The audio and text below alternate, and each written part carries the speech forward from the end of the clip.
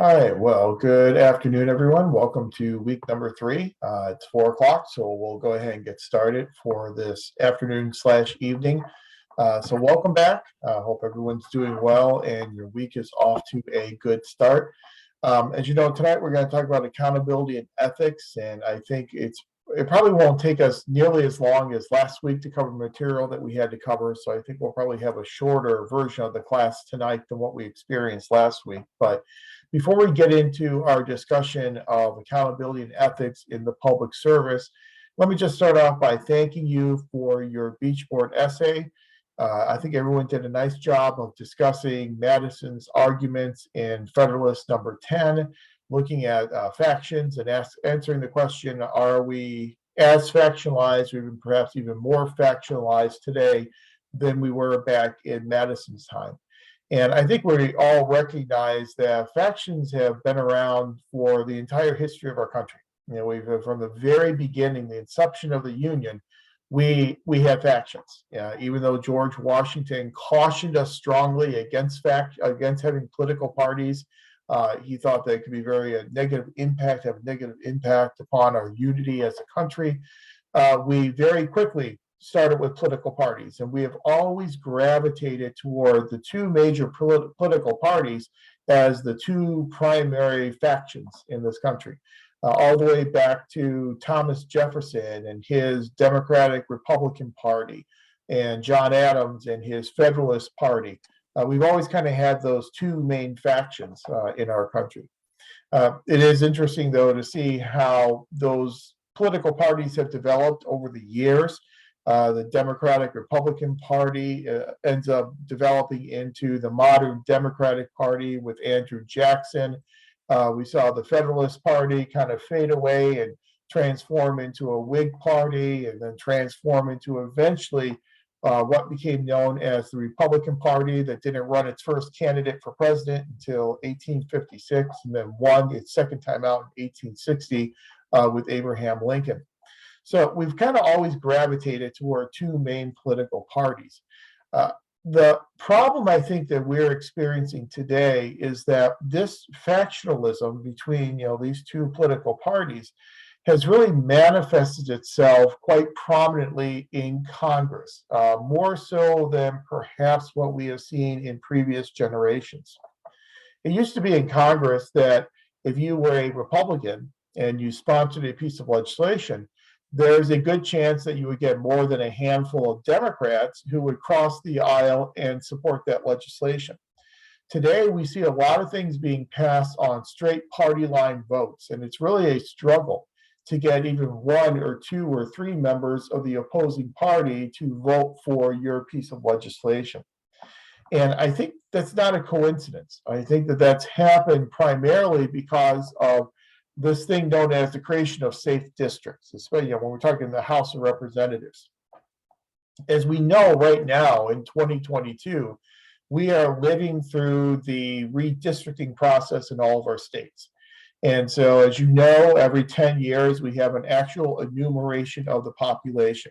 We didn't talk about it with our Constitution last time we talked about the Constitution, but there is a provision in the Constitution that requires an actual enumeration of the population, and that happens every 10 years. That's a constitutional requirement.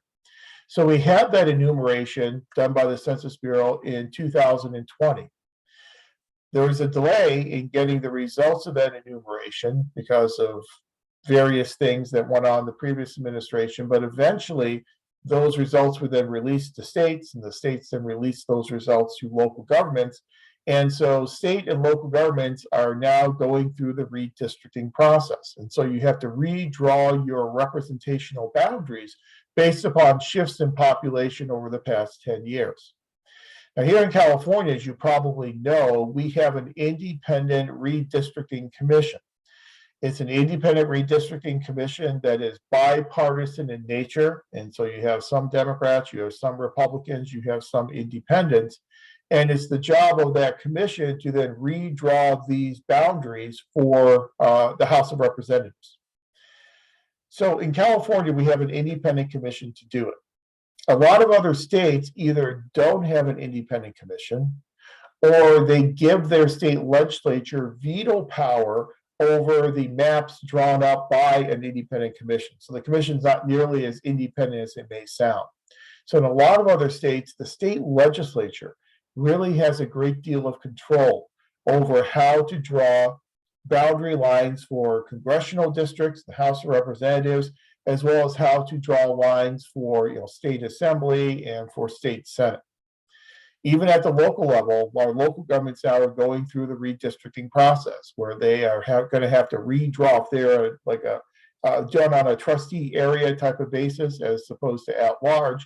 They're going to have to go back and redraw their boundaries to match with the results of the census. Because the goal is that every district needs to be relatively equal in size in terms of voting age population. So when you have state legislatures that are dominated by one party or the other, they're obviously going to redraw the districts to benefit their reelection prospects, because Republicans want to have as many Republicans in the House as possible. Democrats want to have as many Democrats as possible. So that leads to, as you're probably all familiar with, the process of gerrymandering, specifically political gerrymandering. So in political gerrymandering, you'll draw the districts to benefit the majority party. So there are two different strategies, and there's a place I'm going with this, so bear with me. But there are a couple different strategies that occur in political gerrymandering. One strategy is what's called the cracking strategy. And in the cracking strategy, what you may want to do is, say, for example, you are a democratically controlled state legislature. You want to limit the number of Republican representatives there are in the House of Representatives. So you'll look at an area and you'll see a Republican stronghold. So you see one area in your state that has a lot of Republicans in it. So as a Democrat, what you would do is you would want to crack up that area so you can break that area up into multiple different districts so that only a sliver of each of these newly drawn districts has Republicans in it, so that the districts are democratically controlled and you're cracking up this area of Republican influence. That's the cracking approach. The opposite approach is the packing approach. And what you do in the packing approach is if you want to try and, if you're, say, a Republican legislature, you want to pack as many Democrats as possible into one district, and then you give up on that district. You say, okay, it's overwhelmingly Democratic. We're going to make it 90% Democratic, and we're going to give up on it. We're going to say, okay, the Democrats will get that district, but we'll be able to have all these other districts because they no longer have Democrats in them. So cracking and packing are two of those strategies frequently used in political gerrymandering to create these things called safe districts. So a safe district is a district that is overwhelmingly controlled by one party, that has an overwhelming amount of Republicans or Democrats, depending upon your perspective. Well, so what? What does that have to do with this conversation? What it has to do with this conversation is the more safe districts that you create, the more districts that are either liberal Democratic or conservative Republican.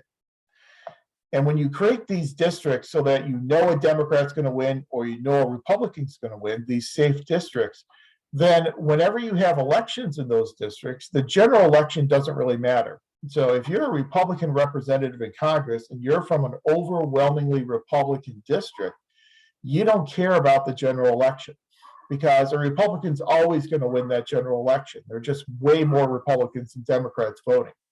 What you're concerned about is the primary. That primary elections when you run against other Republicans. And so you know if you can get through the primary, then you're assured of winning the general election. So members from safe districts focus squarely on those primaries. Well, who is most likely to run against you in a primary if you're a Republican will be a very conservative Republican or conservative Republicans plural. If you're a Democrat in a safe district, you're going to have to protect against the liberal side of the party running against you in the primary. So you then do your legislation and you do your governing in order to help you win those primary elections. So that's going to make members of the House move to the extreme ideological sides of the party. So you're going to have Democrats moving more to the liberal side of ideology, Republicans moving more to the conservative side. Once you have members going to the extreme ends of their party orientations, that then hollows out the middle ground. And you no longer have moderates, you no longer have people who are willing to cross the aisle to vote for legislation proposed by the opposite party. And that's why this factionalism has become so prominent in especially the House of Representatives as well as in state legislatures. And it makes it difficult for us to find any middle ground. So what happens then is when you have the House of Representatives, or if it's a state house or a state senate, that is overwhelmingly controlled by, say, the Democratic Party, you're going to get very liberal legislation coming out of that legislative body. Whenever the orientation switches and the Republicans take over, then you're going to get very conservative pieces of legislation coming out. And so that's what gives us this ping pong effect that we oftentimes see in political science, where 4 years later, you have a change in administrations, you have a change in majorities in Congress, and suddenly your legislation is undoing everything that was done in the past 4 years.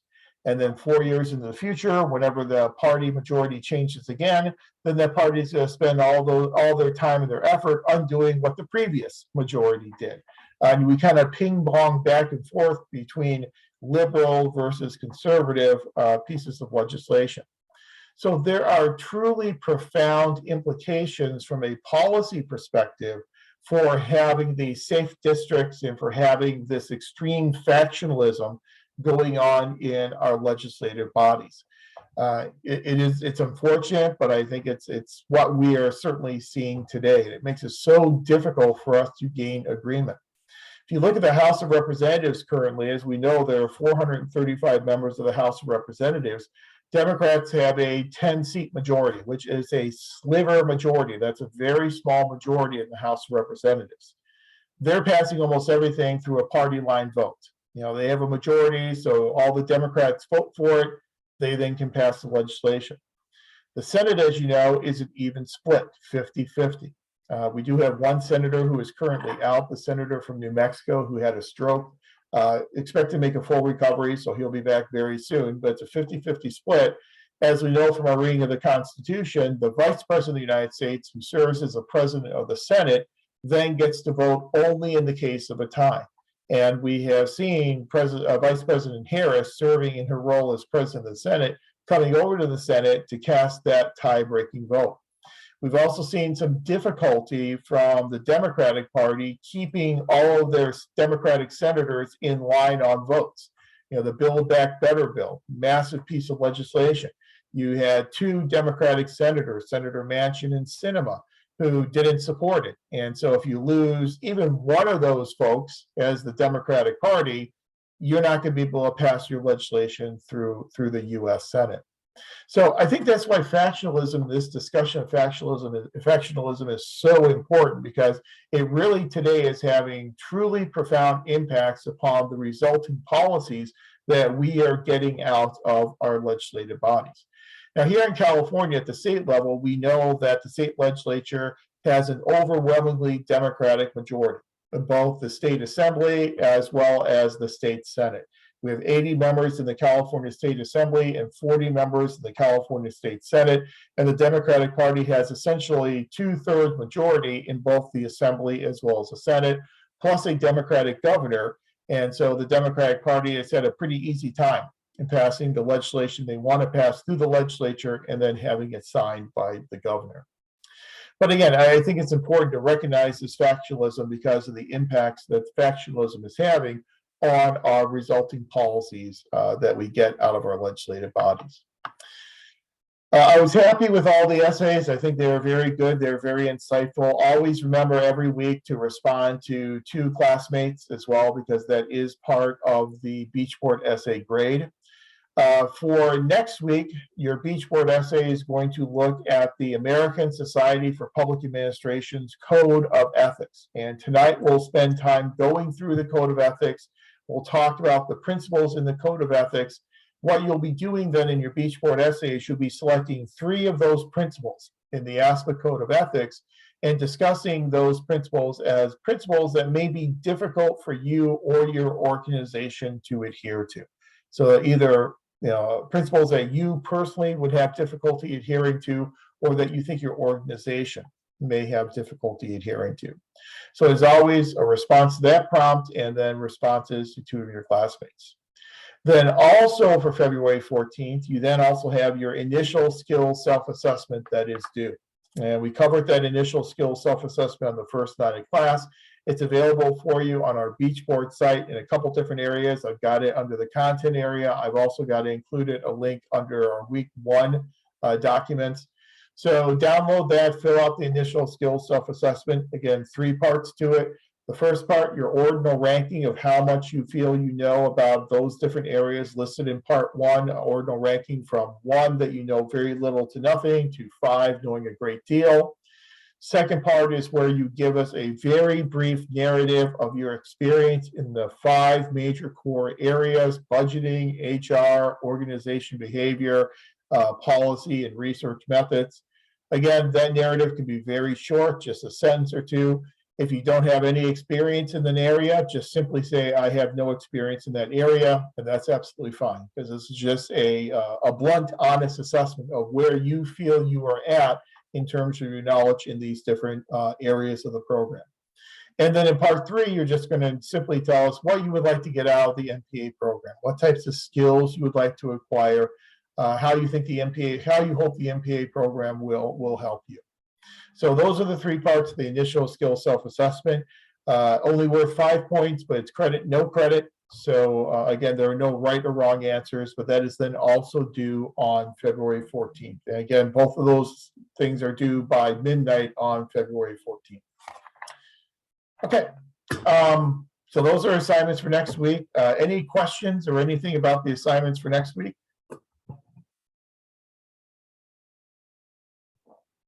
Okay, very good. Then let's go ahead and get into our material for tonight. And again, tonight we're talking about accountability and ethics. Let me just give you a little foreshadowing of, we're going to talk about ethics in different respects throughout this course. We're going to talk about accountability and ethics in other future courses you're going to take into the program as well. As you know, we are a NASPA accredited program. And NASPA allows us to either take one of 2 approaches. One, we can sprinkle ethics and accountability throughout our core curriculum, or we can create a standalone required course in accountability and ethics. We've always chosen to sprinkle accountability and ethics throughout our core curriculum, as opposed to adding another 3-unit course and then raising the credit hour requirement from 39 to 42 units. It just costs everyone extra money, but if we can weave it through all the core courses, I think that's actually a better approach, and that's what we do try and do. But here in this class, because this is kind of your introduction to public administration as a discipline, as well as your introduction to the public service, we spend 1 week and devote 1 week to accountability and ethics.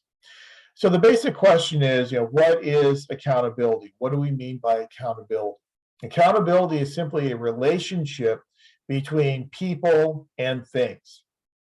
So for us in this course and in this program, when we're talking about people, we're talking primarily about public administrators. So all of us as public administrators, all of us as public servants.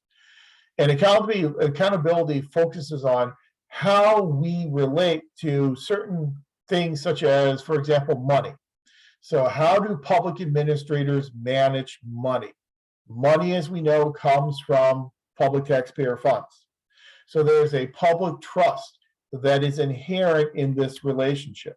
And so therefore, with accountability, we're trying to make sure that public servants are spending money, the public taxpayer money, in the most effective and efficient way possible, and not redirecting that money to their own private interests.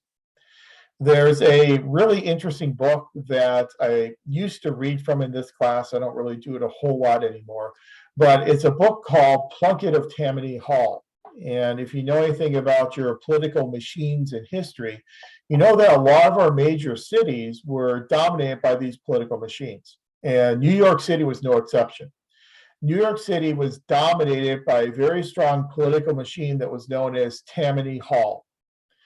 The Tammany Hall political machine controlled just about every single aspect of governance in the city of New York. The way in which political machines would work is that, if you belong to that political machine, you belong to that political party, and you helped someone get elected to office in Tammany Hall, you would then be rewarded with a position yourself. And so it's a whole adage of to the victor go the spoils. And so we had a lot of corruption. We had a lot of bribery and all those nasty things going on in a lot of these political machines. We really found out about a lot of the corruption in the Tammany Hall political machine due to an individual who used to be in the Tammany Hall machine and then decided to write his memoirs. And that was a man by the name of George Washington Plunkett. And George Washington Plunkett, even though he had George Washington in his name, used his position in Tammany Hall to benefit himself. He had access to money, public taxpayer money. He also had access to a lot of information. And in his memoirs, he talked about how he used that access to money and access to information to essentially line his own pockets. And it's a really interesting read if you ever do read Plunkett of Tammany Hall. It's a very small book, and it's just his memoirs. It's, I think, maybe 100 pages or 120 pages. But one of the things that Plunkett tells us is he argues that there is a difference between what he calls honest graft and what he calls dishonest graft. And again, graft is just another word for corruption.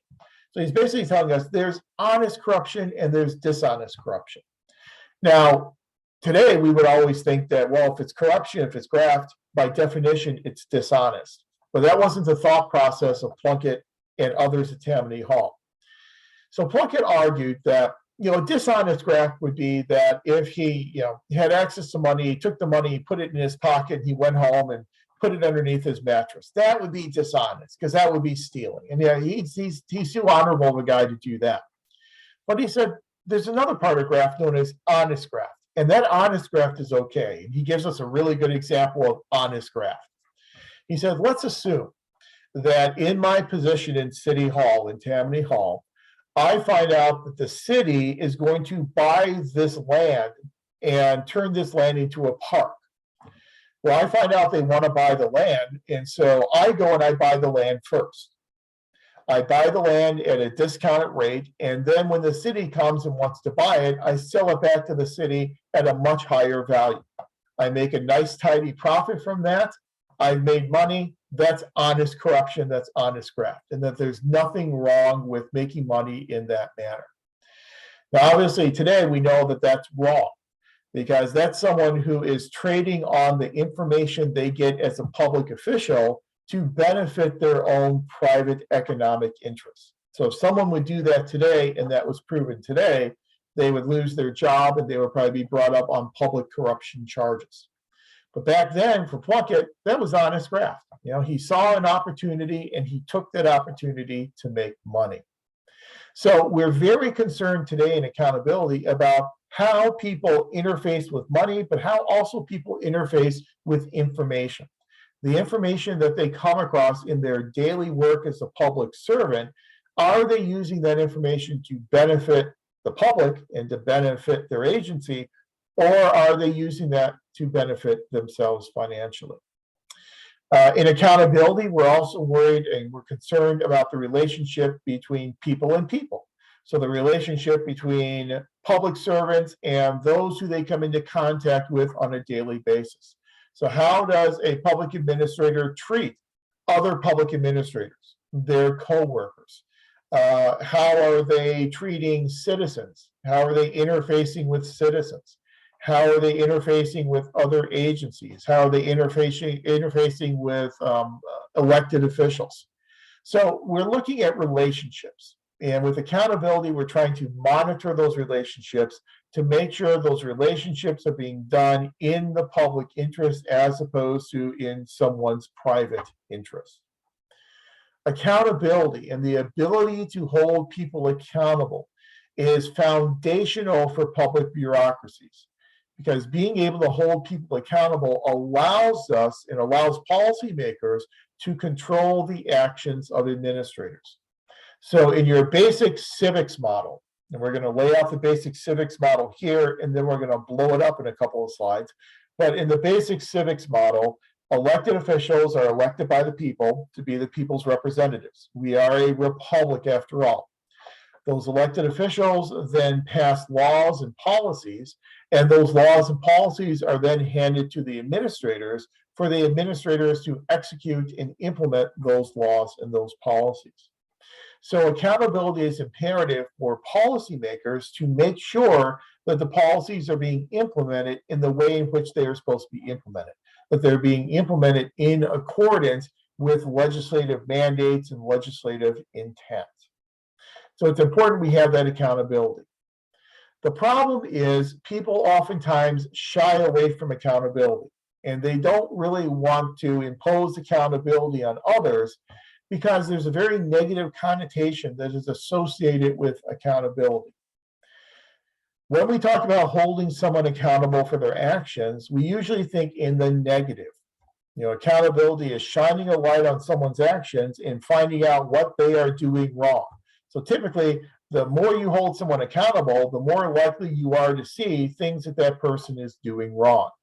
And so policymakers sometimes want to stay at arm's length from accountability, because if they can keep their distance from this, then all these things that are going wrong in administration will not reflect upon them. They are concerned that if they find something happening that's unethical in administration, after all, they're the overseers of those administrative agencies. Congress oversees federal agencies. State legislatures oversee state agencies. And so they don't want to uncover these unethical behaviors because, again, it makes them look bad, and it makes them have to try and explain why they didn't know about this and why they allowed this to happen on their watch as an elected official. It makes them accountable in return.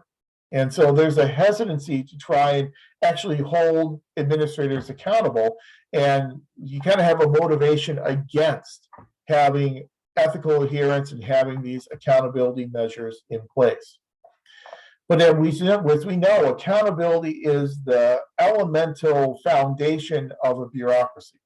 And so it's important we hold people accountable and we have rules and regulations and limitations on their behavior, but we have to balance those rules and those regulations with their ability to get the job done well and to be innovative and creative and efficient and effective. Once you start putting a lot of rules and regulations on people and having punitive measures for violating those rules and regulations, people tend to become very cautious, and they don't want to try something new because they don't want to run afoul of these rules and these regulations. And so it's difficult to be as effective as you can be when you have a lot of these rules and regulations. Robert Merton, a very famous public administration theorist, talks about what he calls bureaucratic dysfunctions. And he said one of the major bureaucratic dysfunctions that we see is what he calls an overconformance or overconformity with rules and regulations. And I'm trying to type in text chat and talk at the same time, so I may misspell something, but overconformance with rules and regulations, that's a bureaucratic dysfunction, meaning that organizations, once they start developing all these rules and regulations, their goal suddenly becomes adhering to the rules and regulations rather than serving citizens. And when that happens, you have now engaged in what he calls goal displacement. Now your goal is adhering to the rules as opposed to what your goal should be, which is serving the citizens that you are meant to serve. Also, when you have a lot of rules and regulations, you also have difficulty attracting the best and the brightest into the public sector. And so the best and the brightest will probably have choices that they can make. Do they go to the public sector or do they go to a private sector corporation? But the private sector is going to pay more money than the public sector agency. So That's going to make them lean toward the private sector. And all the rules and regulations you have to adhere to in the public sector also may make them lean more toward the private sector as well. So you lose a lot of people to the private sector when you have this overconformity with rules and regulations. But you do need to have some of those rules and regulations in order to maintain this adherence to the public interest. So over the years, we have used different approaches to implementing ethical adherence and implementing accountability in the public sector. One approach is what's called the legal boundaries approach. And this is an approach that comes from the very famous article written by Woodrow Wilson, The Study of Administration. We haven't read that yet in this class. We will read it in the next 1 to 2 weeks. That is what's considered to be the article that started the field of public administration, that really introduced public administration as an academic discipline. But in that article, Wilson makes the argument of the politics administration dichotomy. And just now, for our purposes now, we'll redefine it later on, but for our purposes now, the politics administration dichotomy essentially says that you have elected officials who make the laws and make the policies. They are the political actors. Then you have the administrators who implement and execute those policies and those laws. That's the administration side. And there's a dichotomy and a separation between the political side and the administrative side. So elected officials make the laws. They then hold administrators accountable for how they implement and execute those laws. That's the legal boundaries approach to accountability. The problem with that is that we know that that separation between politics and administration, while it may have been evident to Wilson back in 1887, it's not nearly as evident today. So the second approach to accountability is the political approach, the recognition that administrators don't just execute laws, that administrators are actually intimately involved in the formulation of those laws and those policies as well. We know that when elected officials are making laws, we know that one of their major resources will be those administrators who are implementing those laws. So they'll reach out to those administrators and their expertise in how this law should be written to make it easier to execute. Also, we know that administrators, even after a law is passed, we know that administrators then get involved in a lot of policy formulation through the rule-making process. Whenever legislation comes out of Congress, it comes out of Congress relatively vague and ambiguous by design. You've got 435 members of the House of Representatives. To get a majority of those folks to agree to anything, sometimes it's a miracle. But to get them to agree to a piece of legislation, you're probably not going to be able to put a lot of specifics in that piece of legislation. The more specifics you put in the legislation, the more poison pills there are in that piece of legislation, the more things that people can object to. So you keep the legislation broad, you keep it very vague and ambiguous, and then the actual details that will govern the implementation, you leave to administrators in the rulemaking process. And you're probably familiar with how rulemaking occurs on the administrative side of the equation. Agencies, whenever they're going to change rules, they have to advertise that they're going to make this change to a rule. They then have to invite the public and interest groups to come in and testify and have their public comment period about these rule changes. So it's supposed to be an open process, a transparent process, but it's part of our policy formulation, because how you write the rules that govern implementation can have a big impact upon the success or the failure of that policy. So the political approach to accountability recognizes that administrators are not just implementers, but administrators are also involved in policy formulation as well. So it's not as simple in the political approach to say, administrators are subject to elected officials monitor the actions of administrators. It's not that simple, because administrators play this political role in the formulation of policy, just like elected officials formulate policy. So your second approach then is that political approach, recognizing the blurring of the lines between the politics and administration dichotomy. Your third and more contemporary approach, that's called here the evolving policy problems approach, recognizes that every organization has its unique culture. And there's just not one set of rules that every public organization adheres to. Every organization has its own culture. Every organization with its own culture will establish its own rules and its own code of conduct and ethical expectations. And those codes of conduct and ethical expectations and cultures will vary from one organization to another.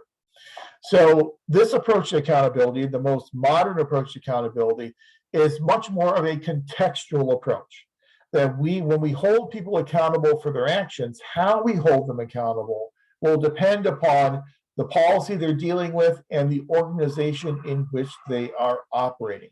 So there's just not one set of rules and regulations that you can impose on all organizations in order to hold all public servants accountable.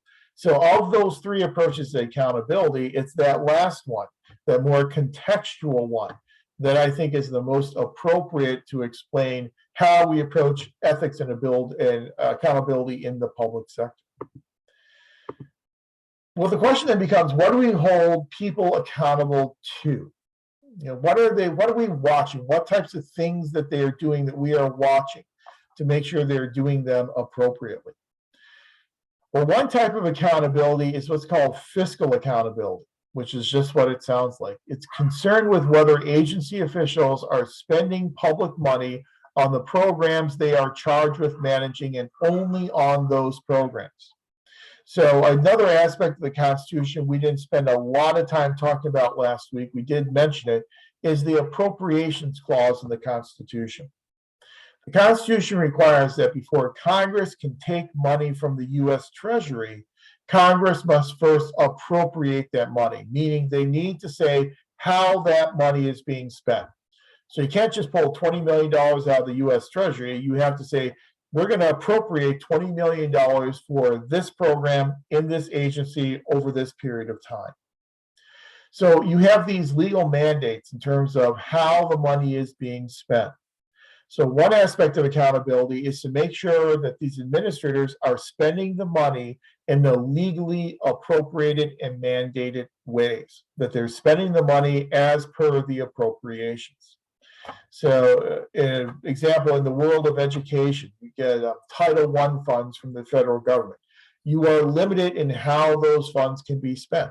Those funds need to be spent in Title I schools to benefit Title I students. You can't just take that money and throw it into your general fund and then spend it for non-Title I students and non-Title I schools.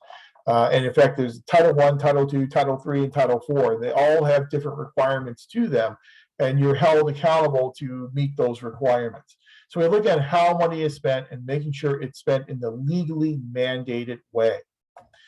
If you work in a public agency, you've probably lived through the audit process, and you've probably been part of legal audits. You may have been part of what we call performance or management audits. This is a major reason why we do those audits, to hold people fiscally accountable for how they're spending their money. And when you think about accountability, it's fiscal accountability that we think about most often. This is usually what we think about when you think about accountability. But there's also another type of accountability known as process accountability. In process accountability, we are concerned with how the agencies are doing their tasks on a day-to-day basis. So it goes beyond just how the money is being spent. When we look at the tasks and we look at the activities that the agency is engaging in on a daily basis. So here we want to make sure that as the agency is doing its job on a daily basis and carrying out its daily tasks, that it is doing so in a fair and equitable manner, that it's not discriminating against people in the way in which it's doing its tasks on a daily basis.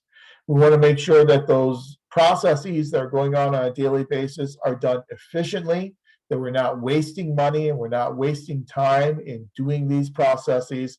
That's what's known as process accountability, looking at what the agency is doing on a day-to-day basis. Then a third element of accountability is what we call program accountability. Program accountability looks at the goals of the programs that we are implementing and asks the question if we are achieving those goals that were first set out in legislation for this program. So if you want to look at, process accountability is kind of like how we're doing it. Program accountability is how well we are doing it. Are we achieving the goals and objectives that were established for this program? So accountability really is made up of all three of those: fiscal accountability, process accountability, and program accountability. But typically when we talk about accountability, we tend to focus on that first one, the fiscal accountability, to make sure that at least the money is being spent in the legally mandated ways in which it is supposed to be spent. Oops, there we go. So how do we then impose these accountability expectations on our public servants and on our public agencies? Well, the solution to holding people and agencies accountable is to find the right balance between external rules and regulations and internal forces within the organization. So yes, we need some of those external rules and regulations. So we may want to require audits every other year. And so that's an outside regulation. You have to do a legal financial audit every other year of this pot of money. But you also need to have commitment inside the organization as well to adhere to ethical principles. You have to have training of your administrators. You have to have an organization that has its own rules and expectations for how administrators will act and react in certain situations. We need to have some type of protection for people in the organization when they see ethical violations.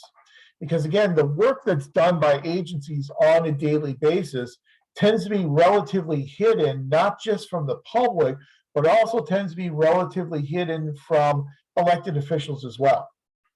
There is this theory that's known as the principal agent theory. And I think it's instructive for us in this conversation, the principal agent theory. And the principal agent theory says that in accountability, you have a principal and you have an agent. The principal's job is to oversee and monitor the actions of the agent to hold the agent accountable for their actions. At the federal level, the principal will be Congress and congressional committees. They have the oversight function over federal agencies and federal departments. The agents obviously will be those federal agencies and those federal departments. You would think in a principal-agent relationship that the principal has the power and the principal, the overseer, has the information. The fact of the matter is they oftentimes do not. It's the agency that has the information, because who knows better what's going on a daily basis and all the minute details of implementing these programs than the agency itself. Oftentimes that information is within the walls of the agency. That creates what we call information asymmetry. And this information asymmetry could mean that the principal-agent relationship doesn't work, because if the agent has the information and the principal is not able to get access to information, the principal will not be able to properly hold the agent accountable for their actions. So when the agency, we have this information asymmetry, and the agency has the information, the principal does not. That creates a problem that's known as a moral hazard for agencies. And the moral hazard for agencies is the agency needs to decide what information and how much information to give to the principal, the overseeing committee, in order to allow that oversight to occur. There's obviously an incentive for them not to give the information, because if they give all the information, then that's going to open them up to more scrutiny. And that's the moral hazard that administrators face. They need to provide that information to the overseer, but there's always that disincentive of not wanting to be subject to a lot of scrutiny from that overseer. So there are some real potential issues in this principal-agent type of relationship. And it's difficult for the principal to extract the information out of the agency. So what we need to do in our agencies is we need to create a safe space for individuals in our agencies, when they see ethical violations, they can report those ethical violations without fear of retaliation or retribution. Individuals who report ethical violations while remaining in their position in the agency, we refer to those individuals as the voice of the agency. They are giving voice to these problems that they have seen. So they decide to stay in the organization, to protest the actions that they think are unethical and that they disagree with. Those individuals need to be protected. And there's a variety of federal and state laws that will protect those individuals in terms of holding them free from retaliation. There was a Whistleblower Protection Act that we saw in 1990 that made it illegal to retaliate against these voices of the organization. Some people are uncomfortable actually blowing the whistle while in the organization. So sometimes people want to get distance from the organization before they blow the whistle. They exit the organization, they move on to a different organization, and then they feel comfortable blowing that whistle. But either way, there are protections in place for those who blow the whistle against retaliation and retribution. Back in 1978, we had this major piece of legislation called the Civil Service Reform Act. And it's not our purpose tonight to talk about the Civil Service Reform Act.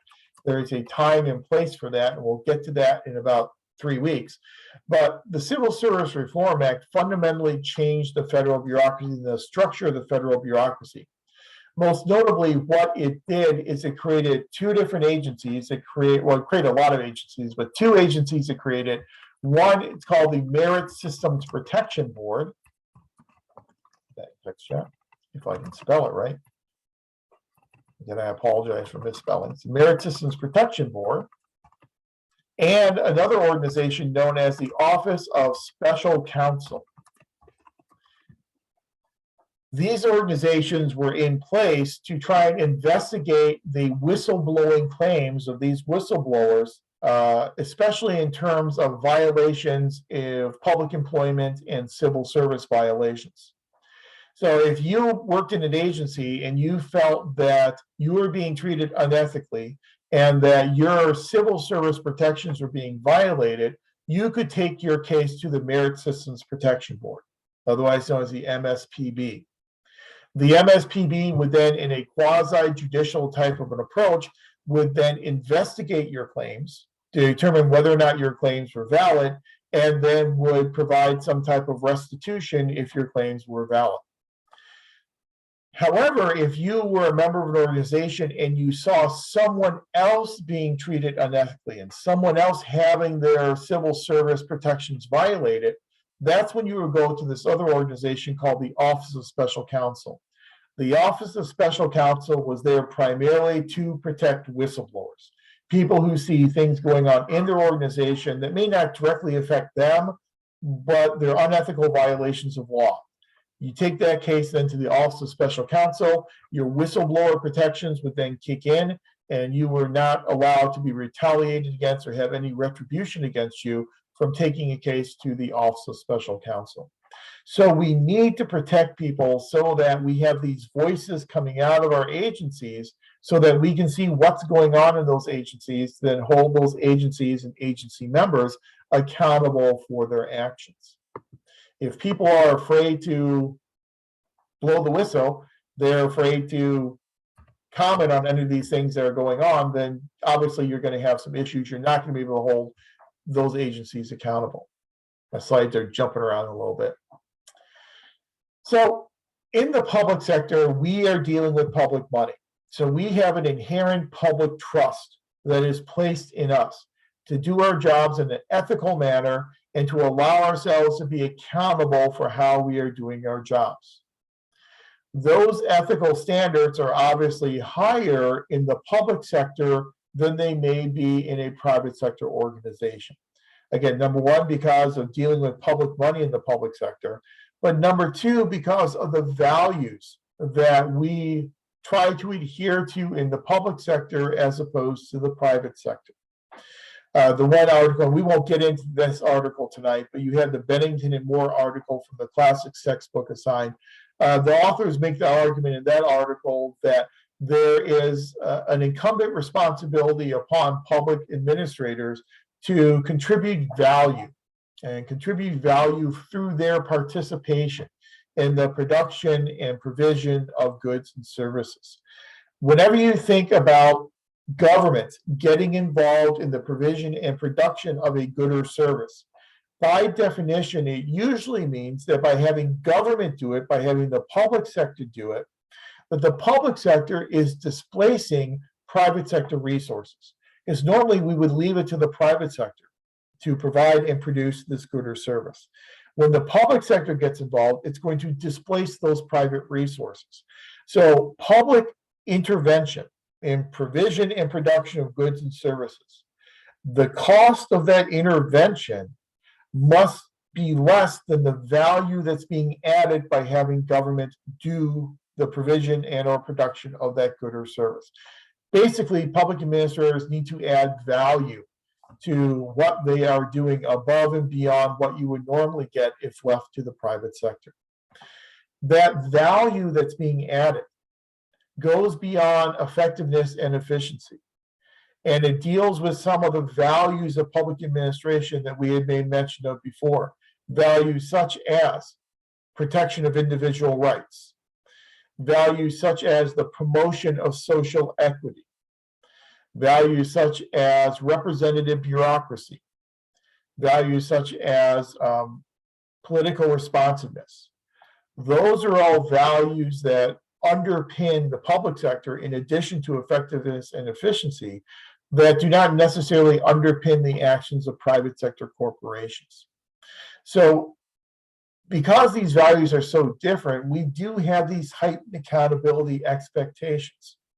Those heightened accountability expectations to make sure that managers are not only being effective and efficient, but promoting social equity means you're going to have a lot more rules and regulations in the public sector. And it leads to a shock of ethical upgrade whenever people move from a private sector corporation to a public sector agency.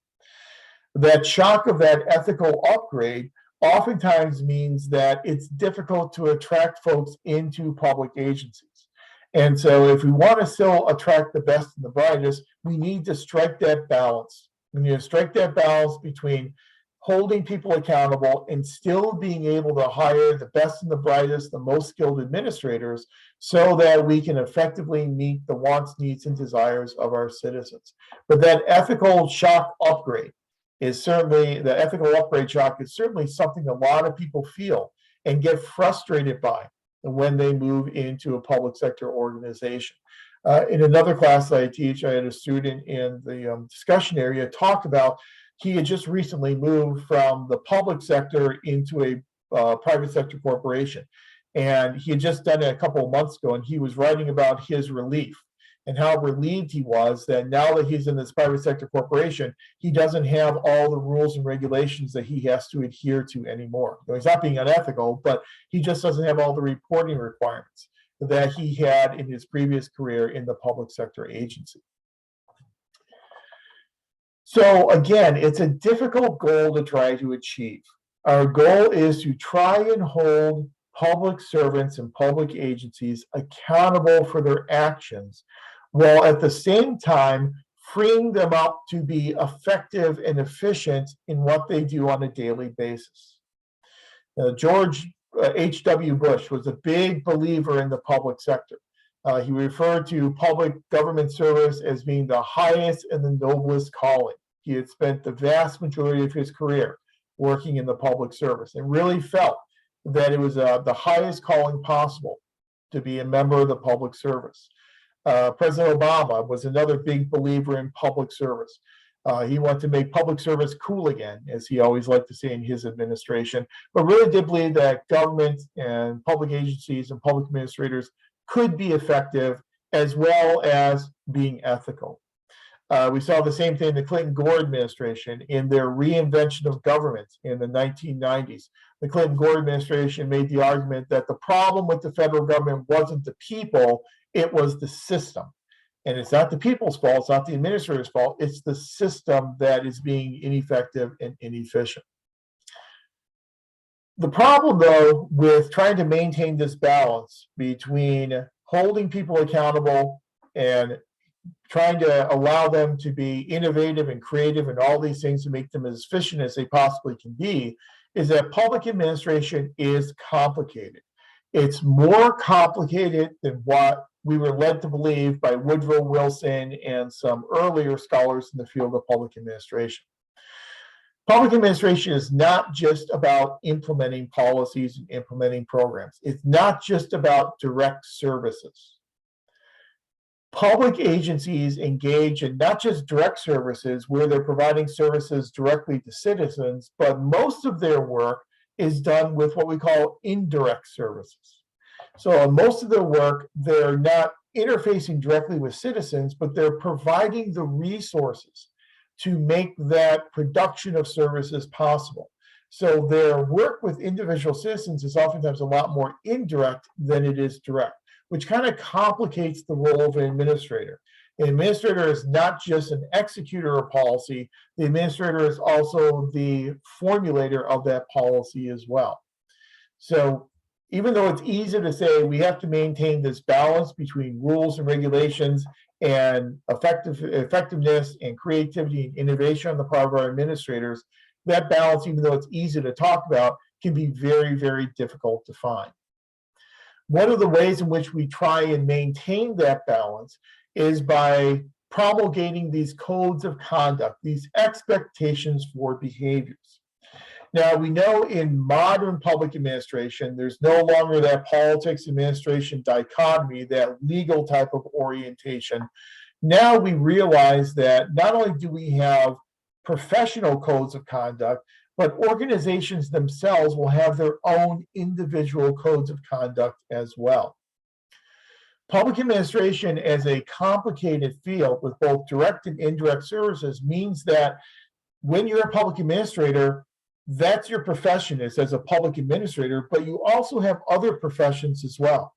So if you're an engineer who is working in a transit agency, working in a transit agency makes you a public administrator, but you're still an engineer. And so you still have codes of conduct from your professional engineering society that you have to adhere to as well. If you're a budget analyst, you're both a public administrator, but you also have a code of conduct and ethical expectations placed upon you by whatever professional association you belong to. If it's the Association of State Budget Officers, whatever the case may be. If you're an HR professional, you have professional expectations from the HR world overlaid on top of your expectations as a public administrator. That multiplicity of different rules and regulations and expectations can be complicated.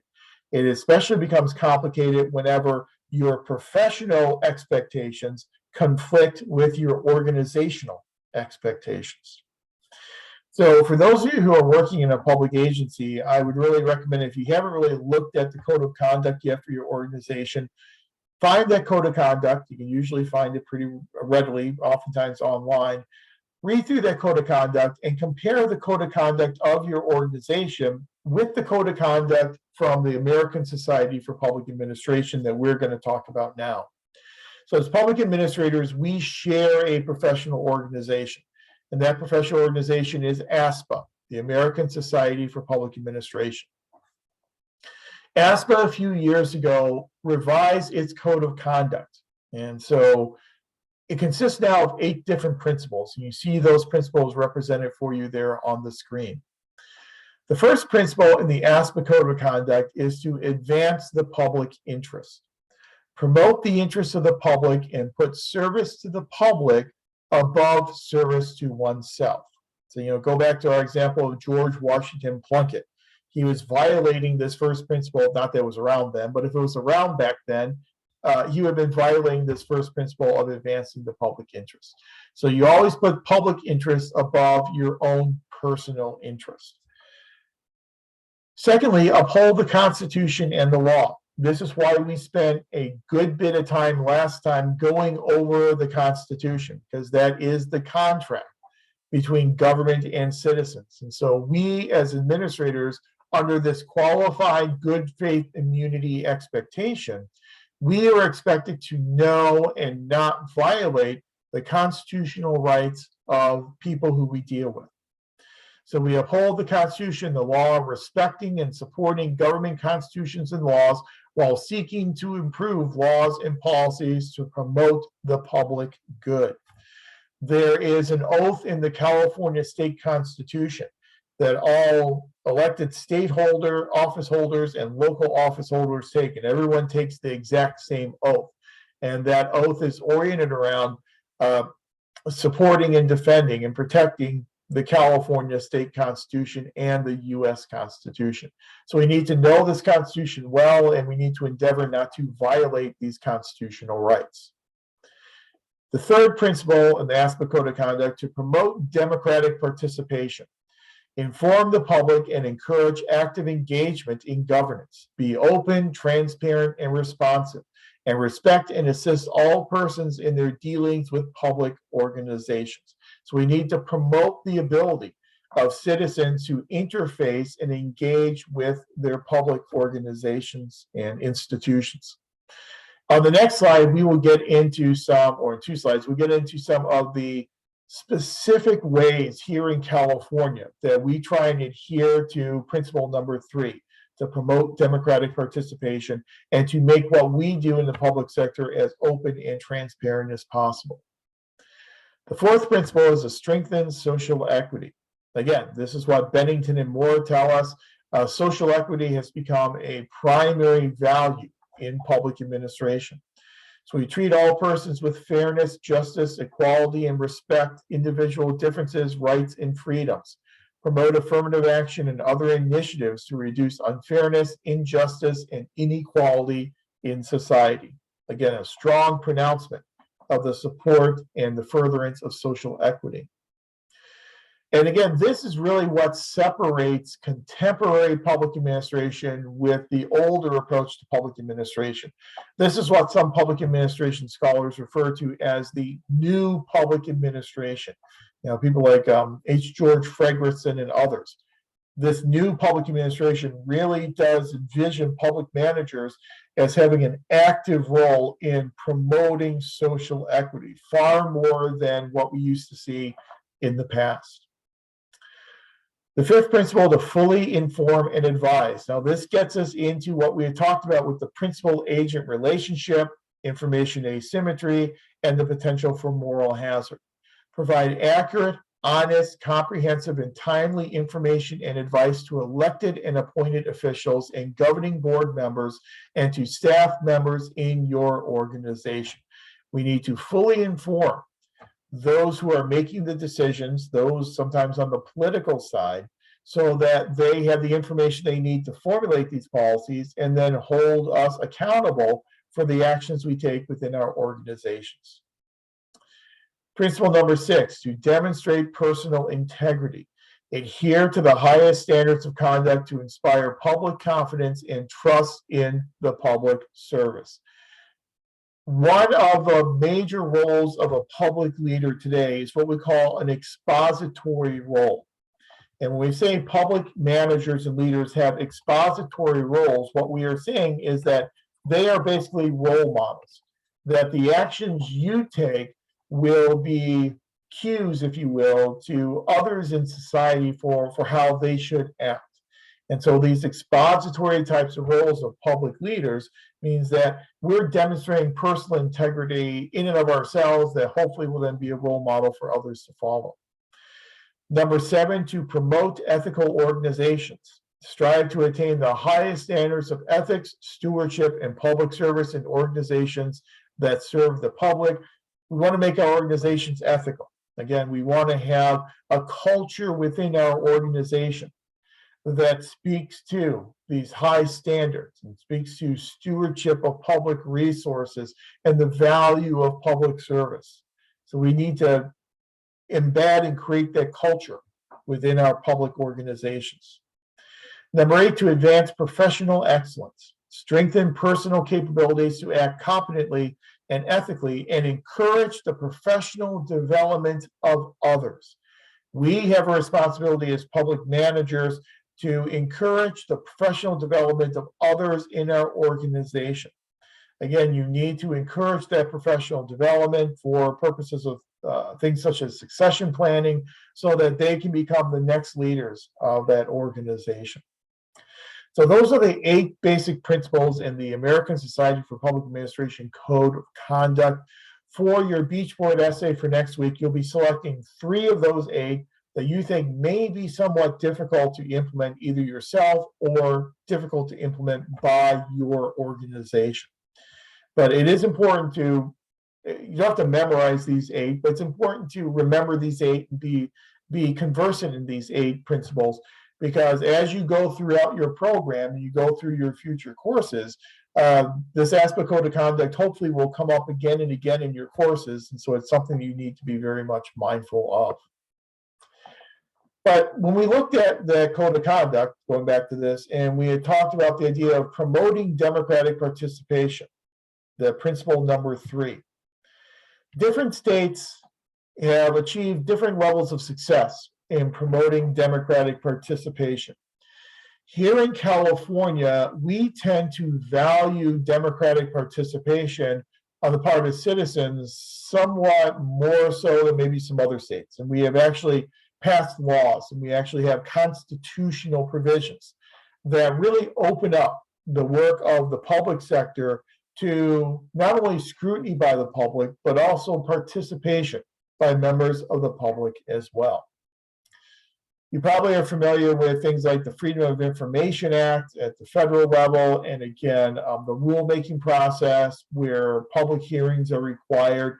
So there are some transparency and openness regulations at the federal level. Here in the state of California, we add to those. We have a lot more transparency requirements for our public agencies and governing bodies. One major piece of legislation here in California that if you work in a public agency, you're probably familiar with, is this thing called the Brown Act. Brown Act has been around for many years in California, and the primary purpose of the Brown Act is to achieve that 3rd principle in the ASPA Code of Conduct, to encourage democratic participation on the part of our citizens, so that decisions in the public sector are not made behind closed doors, but rather they're made in the open. So the public will have access to the decision-making process of governing boards and city councils and our public organizations. The Brown Act contains a lot of different provisions, and it's kind of beyond our scope to get into all those provisions. If you are interested, I can provide you with a nice little synopsis of the Brown Act if you haven't worked with it before. It's about a 30 or 40-page synopsis of everything that goes into the Brown Act. But some of the more important aspects of the Brown Act, number 1 is that meetings are meant to be held in public. And this is especially true for governing boards and city councils and elected bodies. We hold those meetings in public. Now, we sometimes call them public meetings, but they're really the meetings of the city council that are held in public. What that means is that if you have a majority of your council or a majority of your board that is meeting, that meeting must be a public meeting. It must be what we consider to be an open meeting. So say, for instance, you have 5 members of city council. If 3 of those members of city council are going to talk about an issue, that discussion, that conversation must happen in public. It must be agendized, and it must be done in an open public meeting. Now, if you have 2 members of city council who are just having a conversation between themselves, obviously that does not have to be an open public meeting. Where some officials have gotten into some trouble in the past is they have said, well, what we'll do is we'll have councilperson A and councilperson B talk about it, and then councilperson B will then contact councilperson C and talk about it, and so on and so on. We only have 2 people talking at the same time.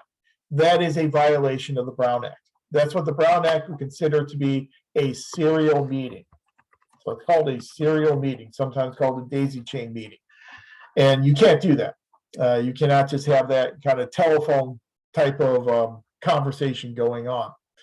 So anytime that a majority, 3 out of your 5 members, are discussing an issue within the jurisdiction of that agency or organization, that must be done in an open public meeting.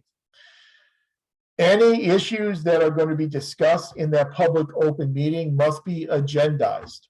And you're not allowed to discuss something that is not on the agenda that's been provided to the public. The agenda needs to be provided to the public normally 72 hours in advance of this public open meeting. The exception to that is if it's an emergency situation. If it's an emergency situation where there's something has come up and the board or the city council has to meet to protect public safety, then you're exempted from that 72-hour requirement. Special meetings that you put together that aren't emergencies, but they're not regular meetings, you can reduce that agendized requirement, that notice requirement, down to 24 hours. But typically for all regular meetings, it's a 72-hour requirement. Those agendas need to be then published in a public place so that the public can know what is being discussed at that meeting. So the vast majority of meetings under the Brown Act are required to be open meetings. There are provisions for what we call closed sessions as well. And if you assist with a city council, or if you've been on a city council or a governing board, you know that the governing board, the city council, will have open meetings, and then they'll also have a closed session. The requirement in the Brown Act is that closed sessions have to be done out of the open session. So you have to first start an open session before you can go into closed session. And some organizations call it executive session. So you have to go into closed session out of open session. You can't start in closed session.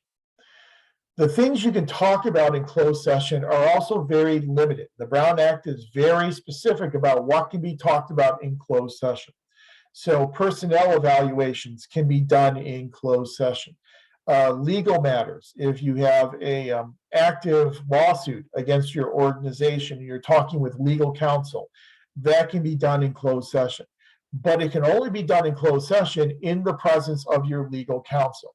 You can't just, as a board or city council, meet in closed session and talk about, hey, this person's suing us, what are we going to do about it? It has to be in consultation with your legal counsel. But that can be done in closed session as well. But there are public safety types of issues. And so, I served on a school board, and if we had a safety issue at one of our schools, we had to enhance and augment safety, and we were meeting with a safety consultant. We could do that in closed session because you don't want to tell everyone the security innovations and improvements you're making to make the guy. Let's just make the school even more vulnerable if it was done out in public. But it's a very limited list of topics that can be done in closed session. The Brown Act requires that you allow for public comment. And so the public needs to have a period of time whereby they can comment on agenda and non-agenda items. You are allowed to limit the amount of time that people can comment, but you have to be reasonable limitations that will not infringe upon the right of the public to comment, but will also limit discussion enough so that the city council or the board can get its business done at that meeting.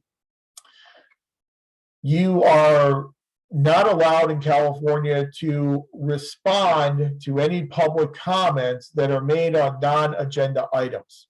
And frequently you'll have members of the public will come in and want to talk about something they're concerned about that's not on the agenda.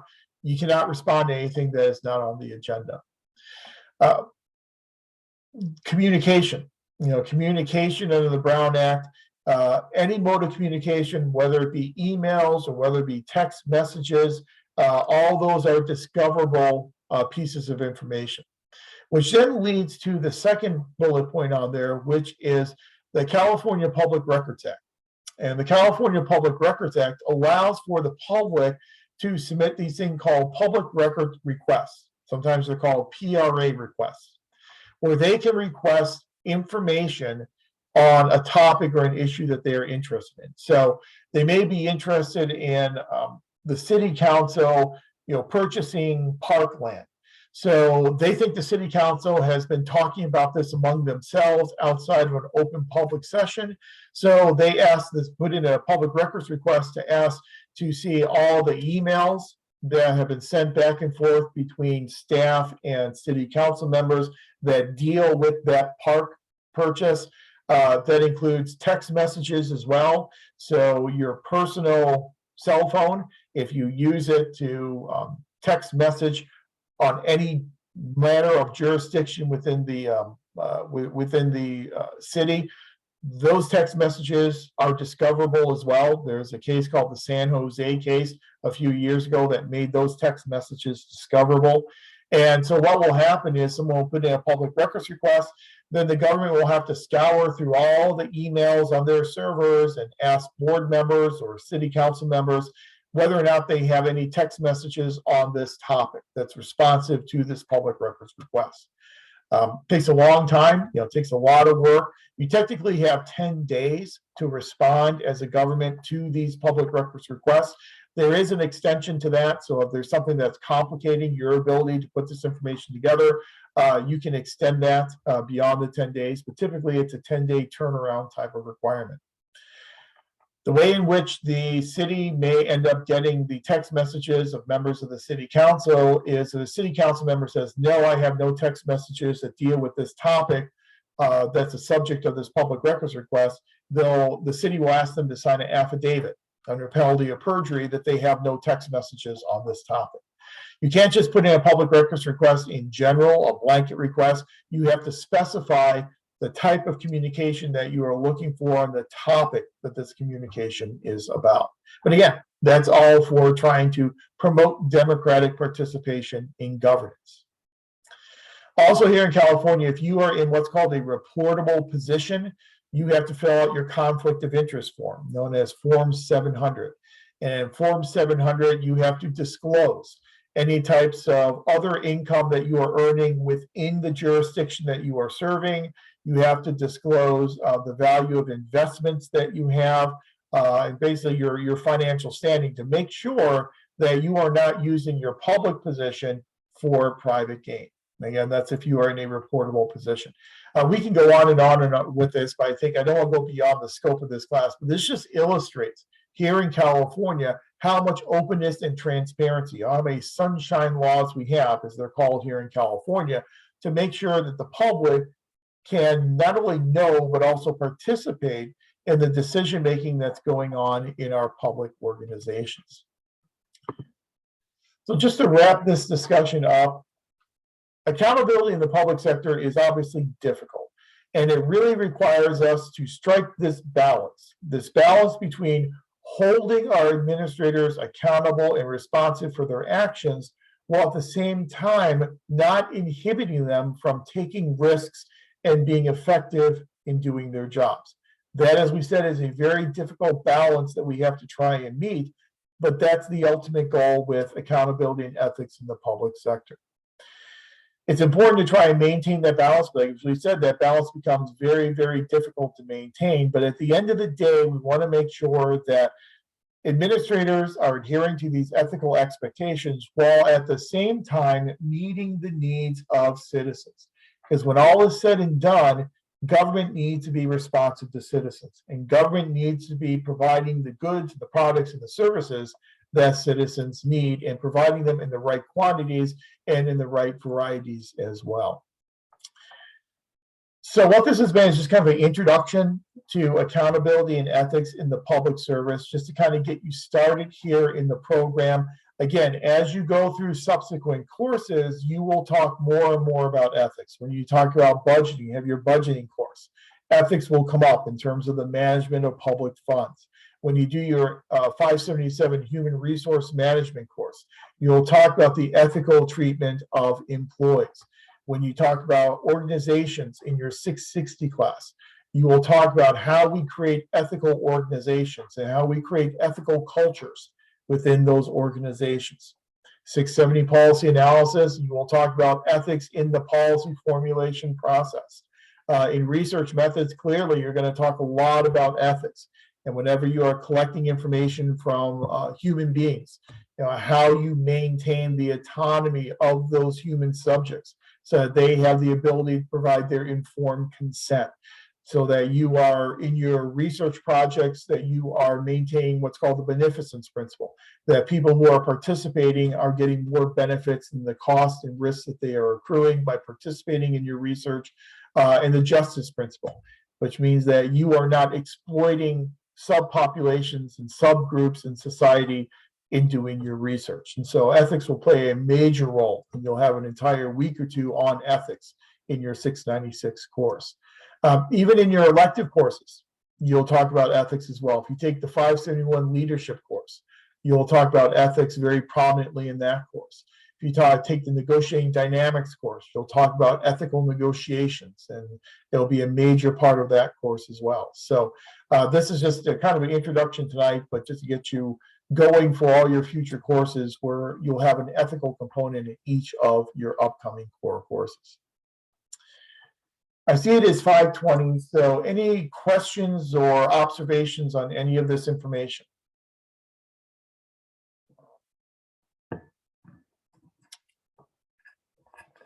Okay, then if not, I'm kind of conflicted here because we do have a time left in the class session tonight, but I'm kind of loath to move ahead into our discussion of the size and scope of public administration, because I really want you to have the opportunity to read the Graham Allison article out of the classics textbook. And I think you really need to read the Graham Allison article before we can really get into our discussion of size and scope of the public sector and differences between public and private sectors, because a lot of what we're going to talk about will really revolve around that Graham Allison article. So even though it makes for a short night tonight, I would recommend that we stop here. Then when we come back next week, we'll talk about size and scope of government and differences between public and private sector organizations. And please do, if you can, for next week, read that Graham Allison article. It's called Public and Private Management, Are They Fundamentally Alike in All Unimportant Respects? It's a great article. I use it in a lot of my classes, but I think it really does underscore some of the similarities between public and private organizations, as well as highlighting some of the major differences between those types of organizations as well. If you are using the 8th edition of the Shafferts and Hyde Classics book, the Graham Allison article is number 36, and it's on, I guess, if I can read it, page 384. But do read that pretty thoroughly for next week, because that's going to guide a lot of our discussion for our topic next week. And then also, if you could as well, out of the classics textbook, go ahead and read that Study of Administration article by Woodrow Wilson. That is article in this version of the textbook is article number 5. I believe it's on page 35. Do read that one as well next week, because that article really does establish the foundation for thinking about public administration as a discipline, and really does give us the rationale for why we have a Masters of Public Administration program to begin with. And so I think it's important you read both of those articles for next week. Then when we get together next week, we'll talk size and scope of government, and we'll talk about primary differences between public and private sector organizations. What you'll see next week when we have that discussion is that one of the problems the discipline of public administration has had throughout its entire lifespan has been kind of a crisis of identity, where it's always struggling to demonstrate its difference from private management and private administration, and trying to justify why this is an MPA program as opposed to an MBA program. MBA programs have been around a lot longer than MPA programs. There are a lot more MBA programs out there in the world than MPA programs.